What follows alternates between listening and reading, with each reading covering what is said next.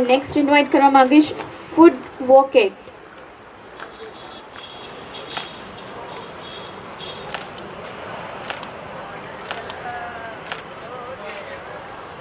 પહેલાં તો આપના વિશે જણાવો અને ડીએમ જોયા પછીના વ્યૂઝ.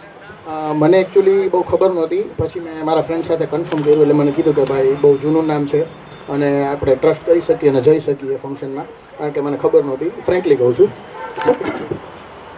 અને હું જનરલી ફૂડ વિડીયોઝ જ બનાવું છું અને મેં એઝ અ હોબી સ્ટાર્ટ કરેલું છે. કેટલા ટાઈમથી કરો છો, શું છે અને કરંટ સ્ટ્રેન્થ શું છે? મેં કોવિડ પહેલાં ચાલુ કર્યું હતું, પછી કોવિડ આવી ગયો, પછી ઘરે રેસીપી વિડીયોઝ ને એવું મૂકતા જ્યારે ટાઈમ મળે ત્યારે. અત્યારે 4000 ઉપર ફોલોઅર્સ છે. બહુ સરસ. અગેઇન 4000 ફોલોઅર્સ, નંબર્સ નહીં. ગુજરાતી ટીવી નંબર્સ નથી જોતું, કન્ટેન્ટ જોવે છે.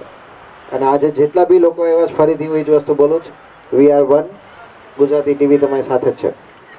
કેવો લાગ્યો concept for certification, for networking and for community? સારું છે અને ઘણા બધા લોકોને આનાથી કોન્ફિડન્સ બૂસ્ટ થશે. શું છે ઈચ્છા 2024? હું અત્યારે એવું વિચારું છું કે મારે કાંઈ એવું ફિગર મેં નથી વિચારેલો કે મારે આ નંબર જોઈએ છે, પણ મેં સ્ટાર્ટ જે રીતે કર્યું ને, હું જનરલી ફાઇન ડાઇનિંગ અને એવું જ બધું બતાવું છું. અને એની હિસાબે અત્યારે મારી પાસે જે ઓડિયન્સનો વર્ગ છે ને, એ એકદમ નીશ ઓડિયન્સ છે અને આગળ પણ મારે આ જ કન્ટિન્યુ કરવું છે, ભલે સ્લો ગ્રોથ થાય તો પણ વાંધો નથી. ગુજરાતી ટીવીથી શું આશા છે?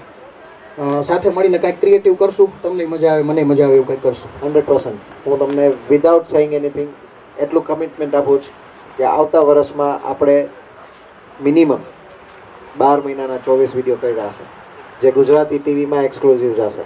ચોક્કસ ચોક્કસ. Thank you. Thank you.